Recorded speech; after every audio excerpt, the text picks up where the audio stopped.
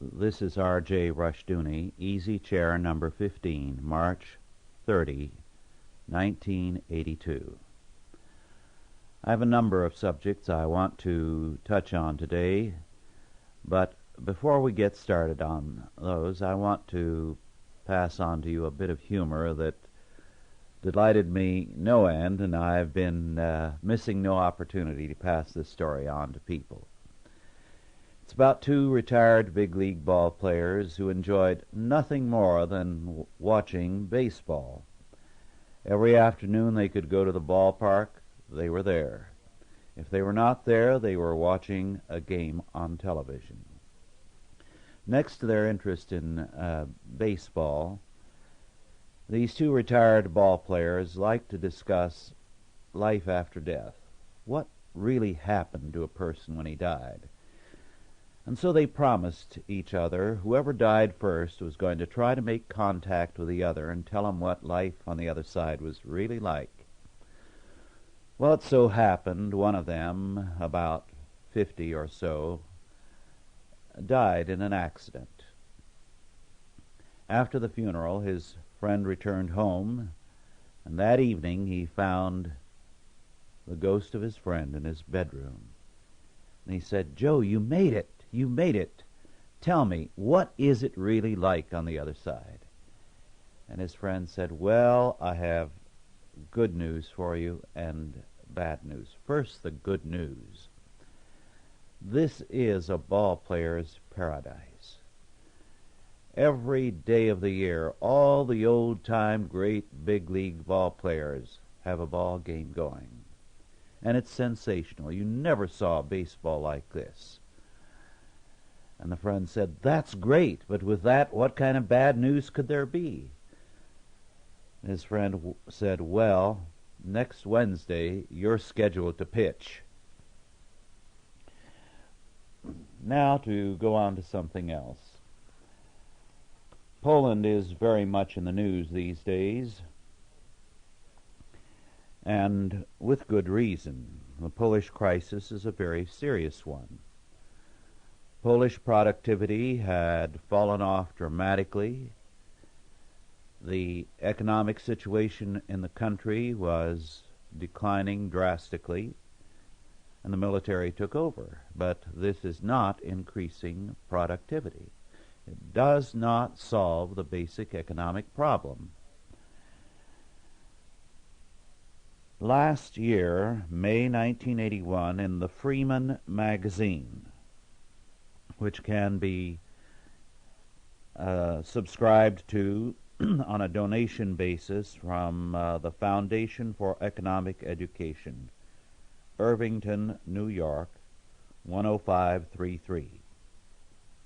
Hans Senholz, an outstanding economist and professor and chairman of the Department of Economics at Grove City College, wrote an interesting study, a very fine one, entitled Tensions in Poland.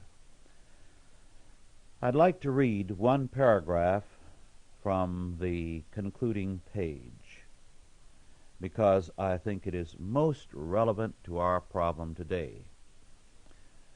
We talk about the difference between the military status of the Soviet Union and ours and so on. Senholz says, and I quote, "The Kremlin leaders are devoting all their energies to the building of armed forces of a size the world has never seen before. Counting their numbers, many Western observers are despairing, talking about defeat and surrender, and preparing for the worst. They are alarmed about our missile gap, the fighter gap, the bomber gap, and so on, which we are urged to bridge at once.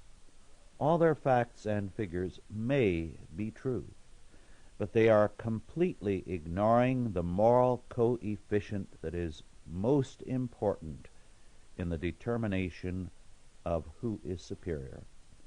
According to a famous dictum by Clausewitz, we must multiply the military strength of the enemy by his moral coefficient in order to arrive at his strength in battle. That is, we must multiply the Soviet legions by the universal tyranny and oppression of the Soviet system in order to estimate its actual strength. Such a calculation must fill us with new hope and confidence in the ultimate outcome of a collision, unquote. That's a very important statement, and one we need to pay attention to. There's much more on the subject. I'm very grateful to one of you, Phil Spielman, for sending me Andrew Rock's newsletter. I don't know what the subscription price to this is. It is the issue I have, 18 very meaty pages. It is obtainable on subscription, and I imagine it is a substantial subscription, from A. Rocks, R-A-C-Z and Company, 80 Broad Street, B-R-O-A-D, New York, N.Y., 10004. A considerable portion of this particular letter or report is devoted to Rock's testimony before the Gold Commission last November. Added to that is a great deal of substantiating data. The point he makes is that the Eastern Bloc countries are in desperate circumstances. He points out that in January of 1982, the Polish government was desperately trying to raise $500 million, 500 million. At the same time, the Soviet Union was going all over the world trying to get loans, 90 million from Japan. Others of the Eastern European satellites were trying to pick up 100 million and 150 million from various banking circles in Western Europe. The Soviet Union itself is looking for 500 million from various sources. The Soviet Union, Rocks points out, is near economic collapse and breakdown. It is facing monetary bankruptcy. Moreover, he points out, the fact is that without our aid, without the aid of Western banks and the United States, loans, credit, and the like, the Soviet Union would be in a very, very serious crisis, and so would its satellites. Romania, for example, has a $1 billion debt which has to be refinanced and which it cannot pay. As a matter of fact, Poland was not able to pay last year its interest to the United States, to New York banks, and the Soviet Union picked up the tab and made the payment. They made the payment for the simple reason that they wanted to maintain the credit in order to buy materials for their war in Afghanistan. But no one could pick up the tab in the Eastern Bloc this past month. What happened? The administration picked up the interest payment. Nothing has been paid on the principal. That tab was $71 million.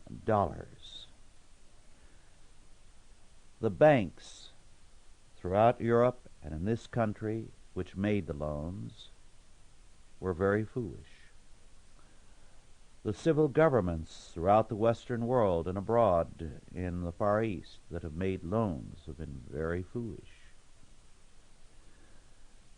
In some instances, as with West Germany, we know that the banks were forced to make the loan by their civil government.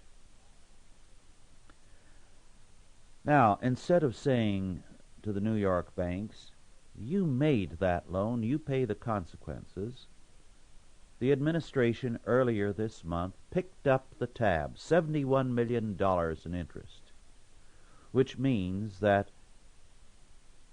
we are financing the Soviet Union.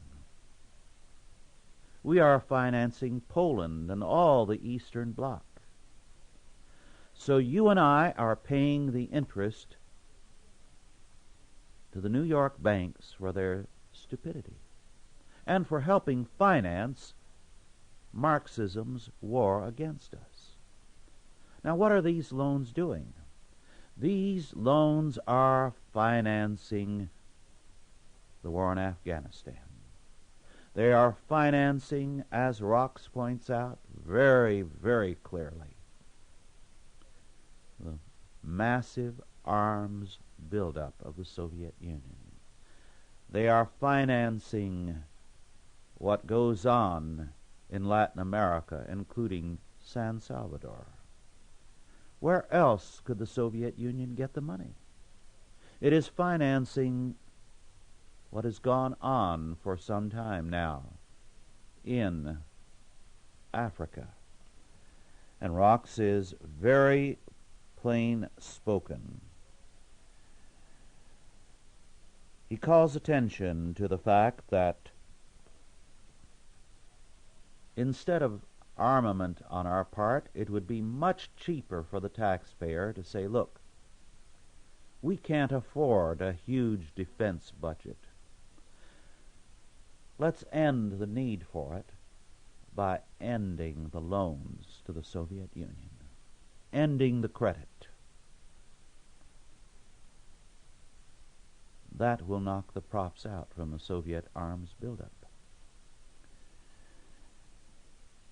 So, he says, we have been financing the trouble in Central America, for the Cuban troops in Africa, the Russian grain imports, the military equipment sent to Vietnam to slaughter American troops,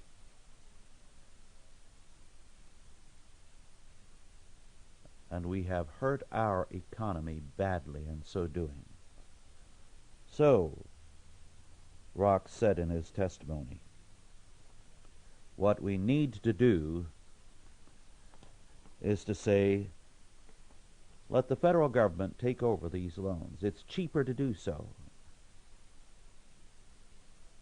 It will eliminate the Soviet buildup if no more loans are granted to the Eastern Bloc. No more credit.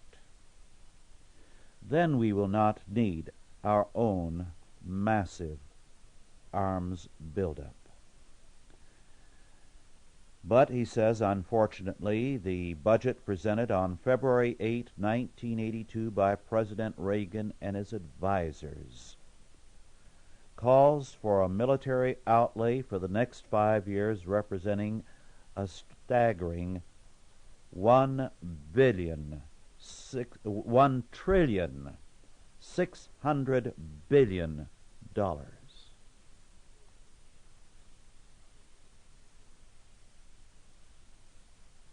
The taxpayer cannot survive that very well. There is an easier way, says Rox, to win the Cold War.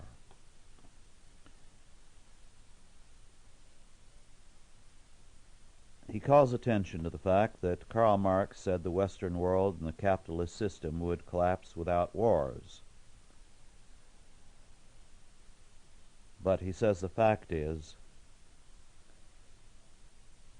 it is the communists now who cannot afford wars unless capitalism provides the money to enable them to arm. Well, Rock's study is a very important one. The ideas he presented have been picked up by one or two, the Wall Street Journal in a recent editorial, and a former East German economic advisor has made similar suggestions. But we seem determined to avoid common sense.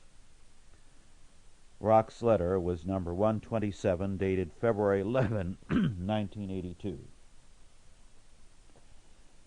Well, the economic situation gets steadily worse.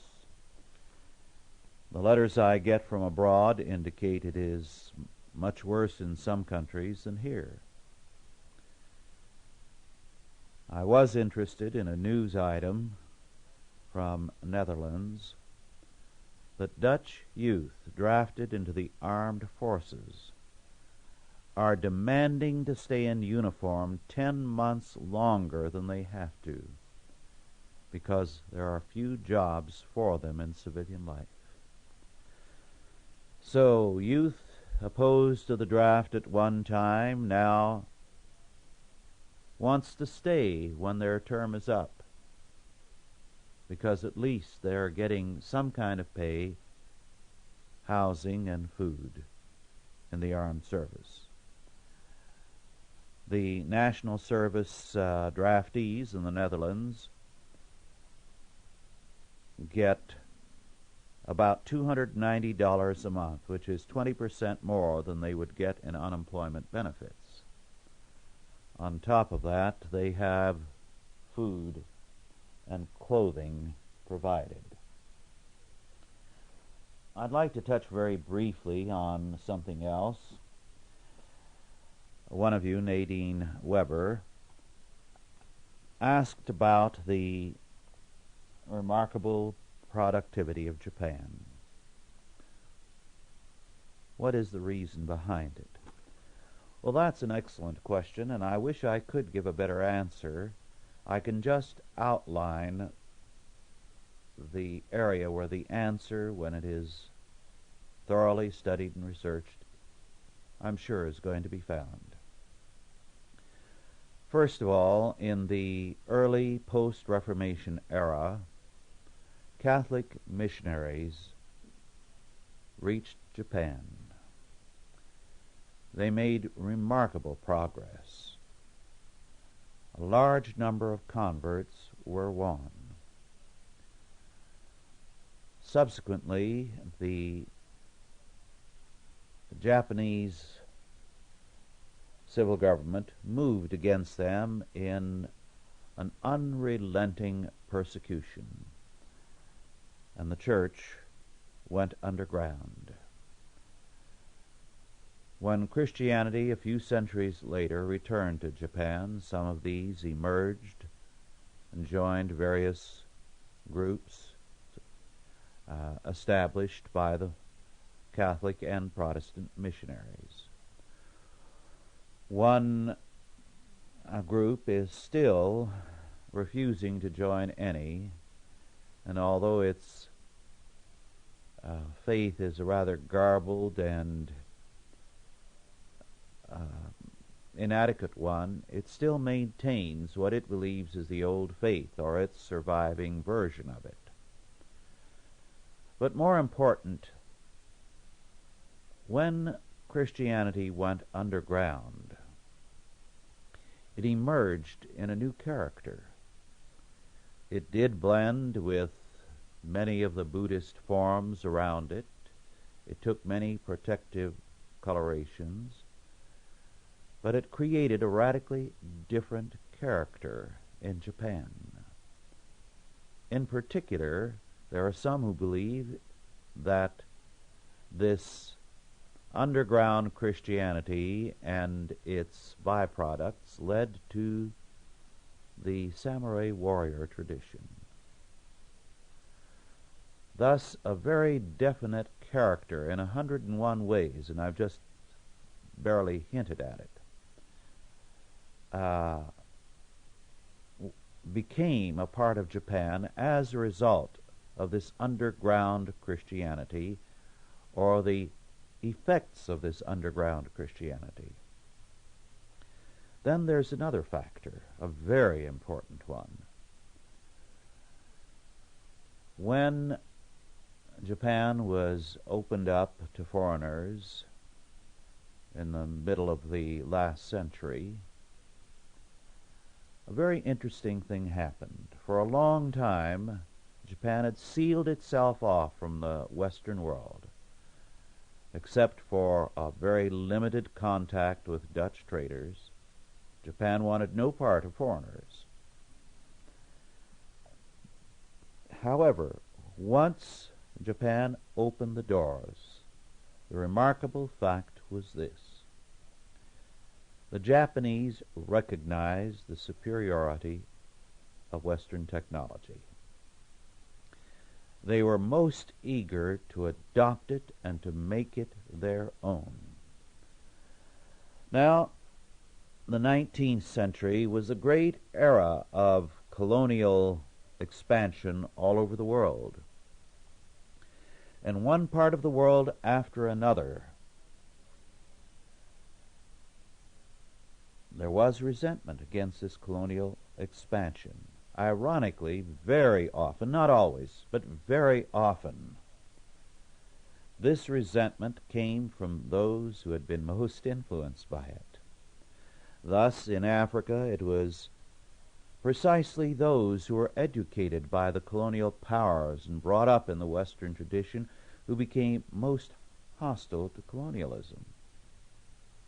What happened in most instances was, well, all instances, virtually, they picked up Western political thought, but not Western free market economics.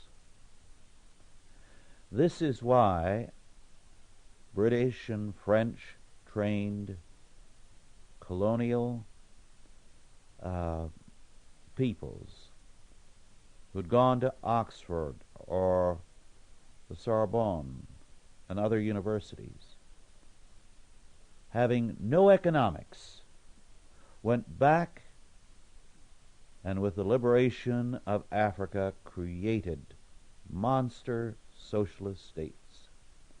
All they knew was politics, no economics. What economics they got was socialist economics. Thus, a great deal of the hostility against colonialism was created by Western political thought. In China, of course, the hostility came from the very top, from the Chinese imperial line.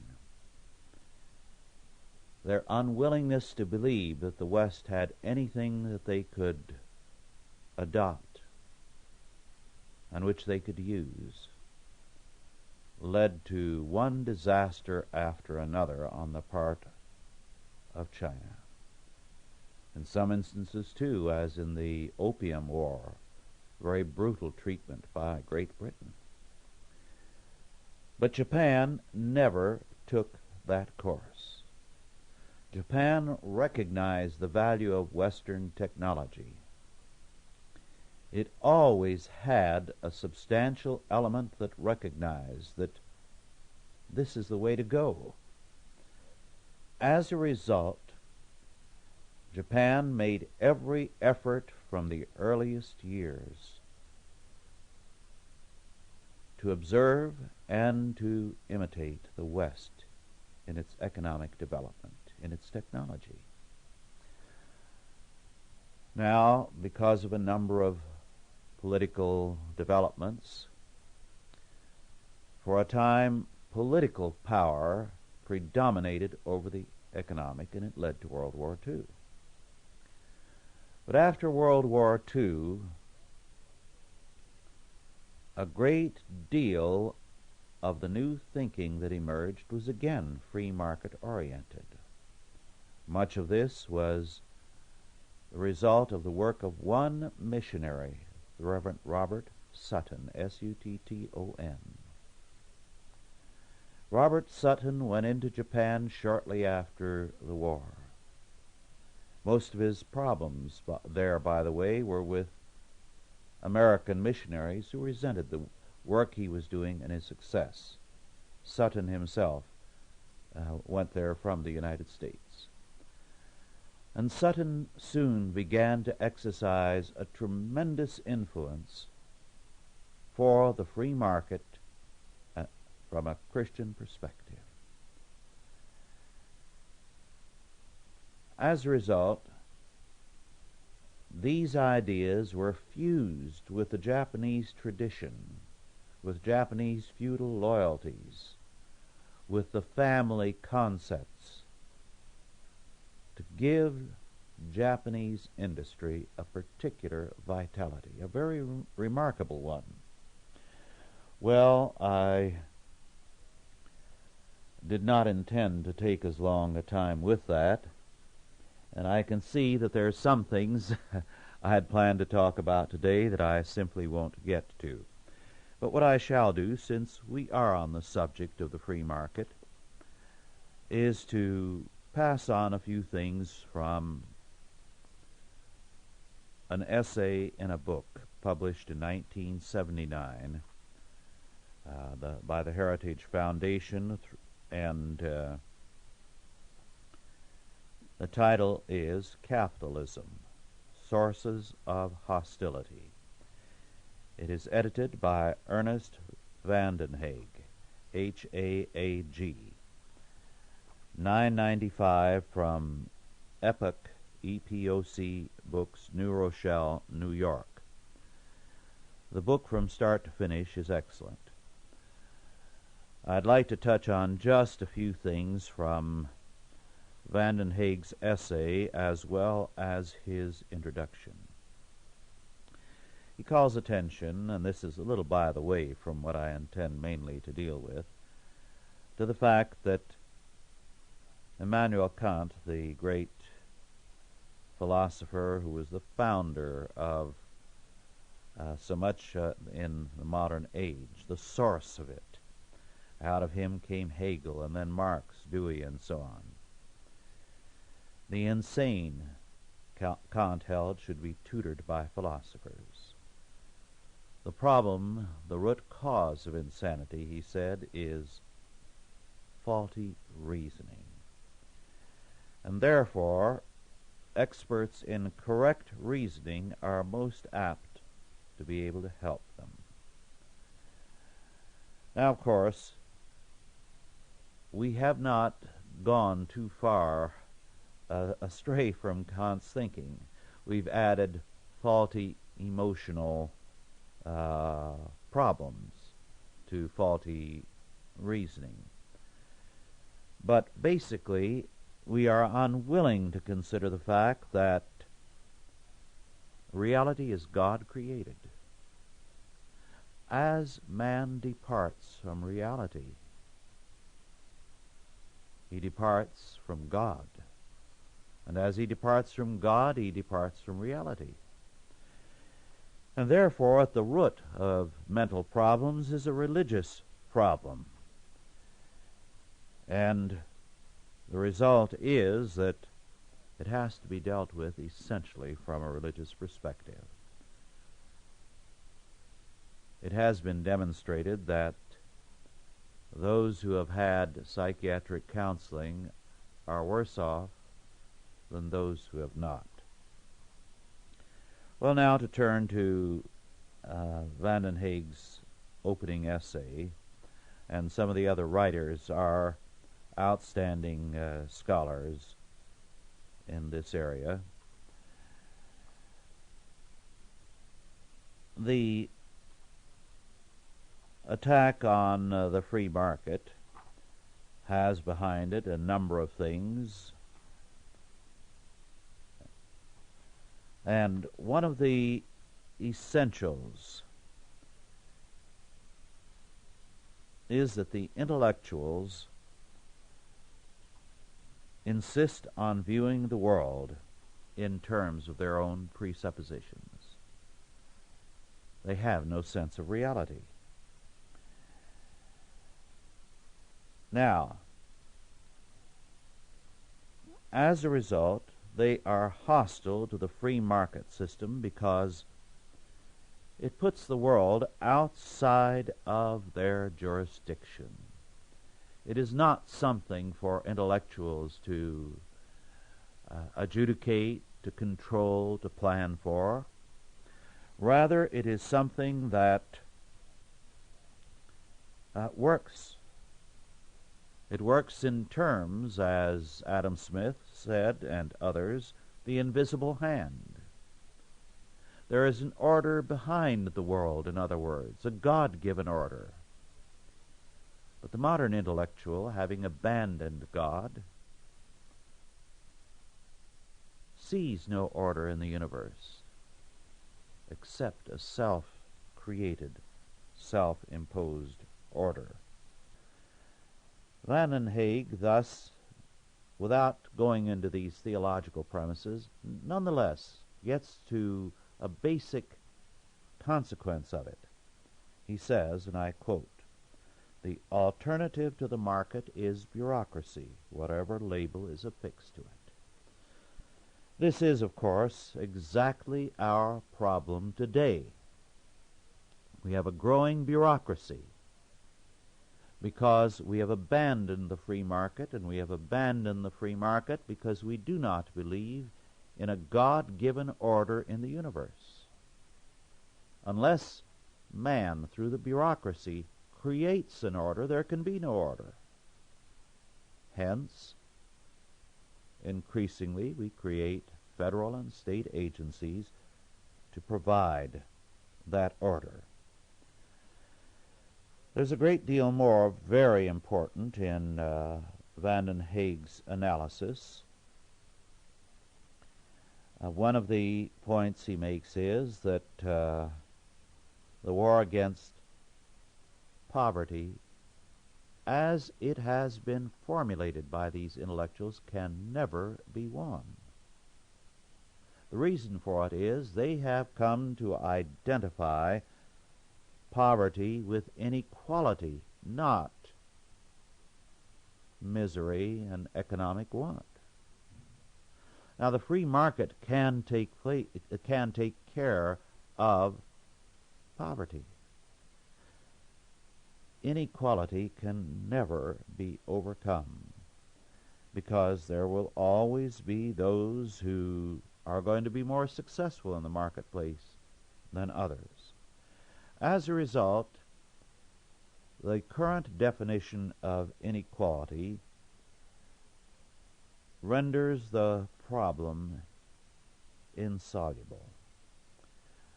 Van den Haag has some important things also to say about the rich and how they bring up their children. He calls attention to the fact that wealth now produces guilt feelings as often or as much as it produces comfort. The rich seldom feel that their wealth is deserved, and their children almost never do. And he says one of the reasons for it is this: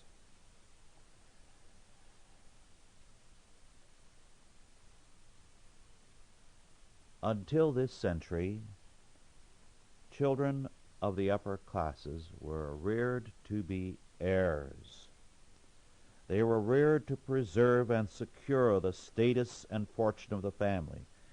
They were trained, educated, and above all, disciplined accordingly. And all their ambition, their expectations, their training was directed to the assumption of this role. But the situation, he says, has changed drastically. And I quote, "Children are no longer expected to preserve, secure, or produce anything for their parents. They have become consumption goods, to be enjoyed for their own sakes, like pets. Wherefore they are treated like pets. No serious demands are made of them. Parents want to be loved more than respected or obeyed. They leave the children free to find themselves rather than transmit external social demands to them. No expectations are entertained that children will continue family fortunes or have their conduct regulated by the parental will once they reach the age of reason, unquote. I think that's a particularly important and telling passage. One of the things that I've noticed since my childhood is this.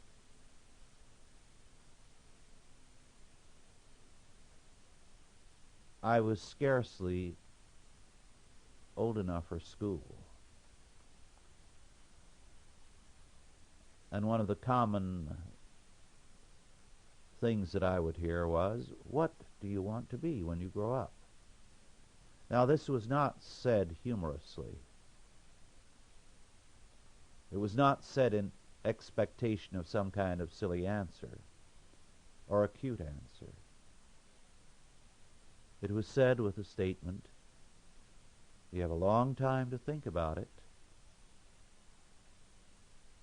but you need to think about what you're going to do for the Lord, what your calling in life is going to be." I was not alone in getting that kind of question. A good many of the other boys that I knew were asked the same thing. For many of them, the answer was very clear. They were going to grow up and run the family farm. But this kind of expectation was routine. After all, at that time, boys very often had to assume heavy responsibilities at an early age. Very early you started working to help out with things on the farm. I recall that one of my classmates, now dead, at the age of 11, when his father died, took over and ran the farm. Did a good job of it. And there were others like him. I knew several like that. Of course, that was nothing remarkable compared to what things were like a few generations before, when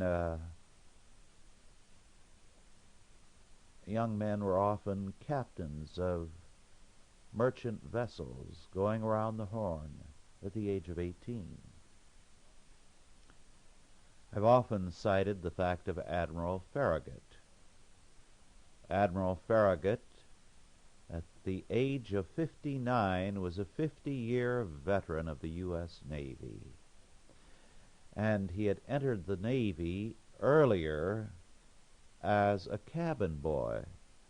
So I believe he served about 2 years as a cabin boy before he was formally in the Navy. Now, I'm not advocating we go back to that kind of thing, but what I'm saying is we've gone from a concept of maturity, a calling, being a consideration long before you graduate from college, to a position where play is the permanent calling of most people, and they work only to play. Now I want to turn to some poetry. I had a very important subject that I wanted to deal with, but I'll wait till another occasion when I can give it more time. Some of the poetry I have read to you has been 20th century poetry, poetry from the early years of the century to about 1930. I believe that some of the most lovely lyric poetry in all of history was written in those years by British and American poets. But that great flowering, which, while it produced no great poets, produced a great deal of very lovely poetry, died. I'm going to read from one of those poets, and I think you will see the reason why, and I'll discuss it briefly before I go on to something else. Conrad Aiken, who was born in 1889 in Georgia and educated at Harvard, wrote some very lovely lyrics, and I'm going to share 3 with you. First, music I heard with you. Music I heard with you was more than music, and bread I broke with you was more than bread. Now that I am without you, all is desolate. All that was once so beautiful is dead. Your hands once touched this table and this silver, and I have seen your fingers hold this glass. These things do not remember you, beloved, and yet your touch upon them will not pass. For it was in my heart you moved among them, and blessed them with your hands and with your eyes. And in my heart they will remember always. They knew you once, O beautiful and wise. Now another by Conrad Aiken, entitled All Lovely Things. All lovely things will have an ending. All lovely things will fade and die, and youth, that's now so bravely spending, will beg a penny by and by. Fine ladies all are soon forgotten, and goldenrod is dust when dead. The sweetest flesh and flowers are rotten, and cobwebs tint the brightest head. Come back, true love, sweet youth, return. The time goes on and will unheeding, though hands will reach and eyes will yearn, and the wild days set true hearts bleeding. Come back, true love, sweet youth, remain. But goldenrod and daisies wither, and over them blows autumn rain. They pass, and know not whither. And now one more, Conrad Aiken's Wind, Wind, Wind in the Old Trees. Wind, wind, wind in the old trees, whispering prophecies all night long. What do the gray leaves sing to the wind? What do they say in their whispered song? We were all young once, and green as the sea. We all loved beauty, the maiden of white, but now we are old. O wind, have mercy, and let us remember our youth this night. The wind is persuasive, it turns through the trees, and sighs of a miracle under its breath. Beauty, the dream, will die with a dreamer. None shall have mercy, but all shall have death. This note of melancholy, of defeat, of the emptiness of life began to overtake those great lyric poets, all of them. And the result was that little by little the lyricism went out of poetry. And what we have seen in recent years is poetry become an esoteric discipline. The idea of making anything understandable is beyond the modern poet. What he puts together are words without any obvious sense, because meaning is anathema to him. He is only giving vent to chaotic thoughts and expressions.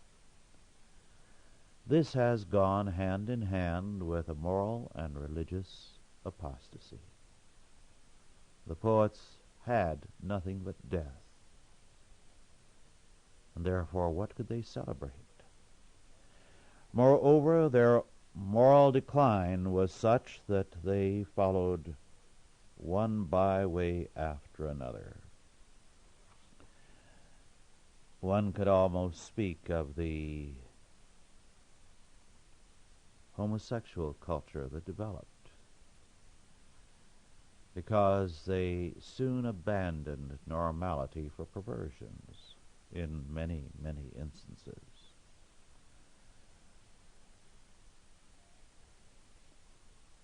A biography of a few years ago by Michael Stevens on Victoria Sackville West calls attention to Victoria Sackville West's homosexuality, her rejection of all Christian civilization. She called the society in which she grew up a hell of a civilization. She also said at one point, now here is a product of the English nobility. She wrote, and I quote, "My manifesto, I hate democracy. I hate la populace. I wish education had never been introduced. I don't like tyranny, but I like an intelligent oligarchy. I wish la populace had never been encouraged to emerge from its rightful place. I would like to see them as well fed and as well housed as cows, but no more articulate than that." Unquote. Well, Victoria Sackville West was more honest than most contemporary writers in her elitism and in her contempt of the people. Her life was a miserable, wretched one. She was continually isolated from people. She hated her companions. And she hated permanence.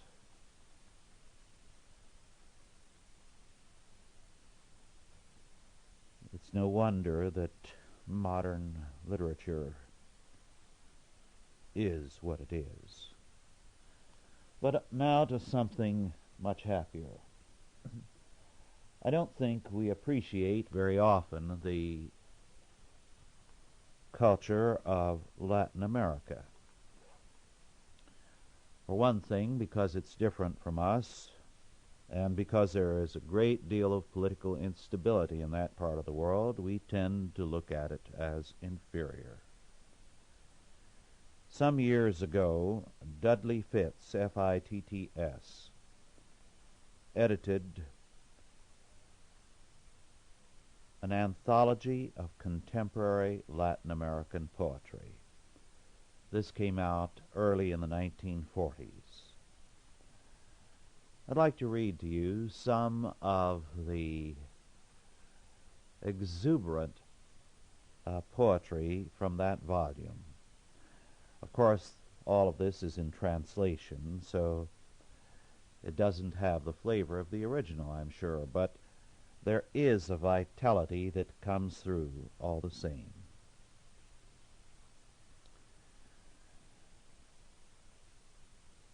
This one is entitled Sketch of the Frontier Woman by Claudia Lars from San Salvador, who is part, or was, part Irish.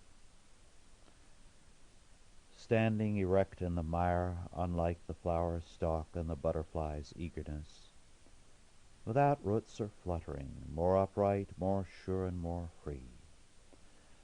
Familiar with the shadow and the thorn, with the miracle uplifted in her triumphant arms, with the barrier and the abyss beneath her leap. Absolute mistress of her flesh, to make it the core of her spirit, vessel of the heavenly, domus aurea, a lump of earth from which rise budding the corn and the tuberose. forgotten the Gioconda smile, broken the spell of centuries, vanquisher of fears, clear and naked in the limpid day, lover without equal, and a love so lofty that today no one divines it, sweet with a filtered sweetness that neither harms nor intoxicates him who tastes it, maternal always, without the caress that hinders flight, or the tenderness that confines, or the petty yieldings that must be redeemed. Pioneer of the clouds, guide to the labyrinth, weaver of tissues and songs, her only adornment, simplicity. She rises from the dust, unlike the flower stalk which is less than beauty. And here is another entitled Rainy Night by Juana de Ibarbaru from Uruguay. It is raining. Wait, do not sleep. Listen to what the wind is saying and to what the water says, tapping with little fingers upon the window panes. All my heart is listening to hear the enchanted sister who has slept in the sky, who has even the sun close by and now comes down, buoyant and gay, holding the wind's hand like a traveler returning from a marvelous land. How gay the waving wheat will be! How eagerly the grass will thrive! What diamonds will cluster now in the deep branches of the pines! Wait, do not sleep, but let us listen to the rhythm of the rain. Cradle between my breasts your silent forehead. I will feel the beating of your temples, palpitant and warm, just as if they were two living hammers striking upon my flesh. Wait, do not sleep. Tonight the two of us are a world isolated by wind and rain in the warmth of a bedroom. Wait, do not sleep. Tonight we are perhaps that root that goes deep down from which tomorrow there will spring the lovely stock, the race to come. And this one from the Honduras by Constantino Suasnevar. I like the boss's daughter as I like milk and bread. It makes me feel good to see her on a spring afternoon. And so on moonlight nights I even go to sing to her. I sing to her with a guitar as in medieval times. I sing her that song called the Little Sea Siren. But a while back she told me, you're just a big dope. No more songs for her. This one from Colombia by Luis Carlos Lopez, entitled Country Girl, Don't Stay Away. Country girl, don't stay away from the market, you with the blonde hair, cauliflower and mustard, and those eyes where wickedness makes its nest. Who wouldn't run to watch you crossing the square? Even the village priest, that frank and simple soul, when you appear, shakes off his lazy languor. You are an eclogue, and you sing without singing, the seeds, the furrows, the mills, the bubbling streams, where leaves float their yellow sadness. What do you care if that crass, that pot-bellied banker, and that spinster there, old and very ugly, do not buy from you, slaves to their useless wealth? Your pinks and lilies, lovely flowers of your village. To the devil with them. To the garlic and tomato with them. Let them eat rice and turtle meat. For you, country girl, with your hat and skirt, you debonair and sweet, riding by on your donkey, give the wings and trills of a goldfinch to a crow. The wings and trills. And you take away the rose of your face, and you take away your glance and your sweet smile, which has said to me the thing that to a glutton suggests the half-opened pomegranate. Well, these are delightful. There's more like that. There's one particularly lusty, one from Haiti by Emile Ramour. The peasant declares his love.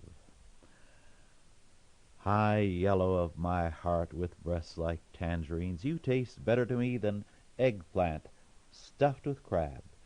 You are the tripe in my pepper pot, the dumpling in my peas, my tea of aromatic herbs. You are the corned beef whose custom house is my heart, my mush with syrup that trickles down the throat. You are a steaming dish, mushroom cooked with rice, crisp potato fries, and little fish fried brown. My hankering for love follows you wherever you go. Your bum is a gorgeous basket brimming with fruits and meat.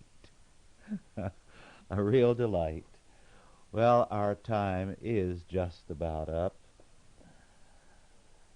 I look forward to these easy chair sessions, and I think as I read things that now there's something I've got to share with everybody in the next easy chair. So, in between times, I am looking forward to these sessions, and I simply don't have the time to answer your letters, but I do enjoy them, and I often think, as a result of your letters, something to include, and it gives me a particular delight to do so. Well, thank you for listening again, and God bless you.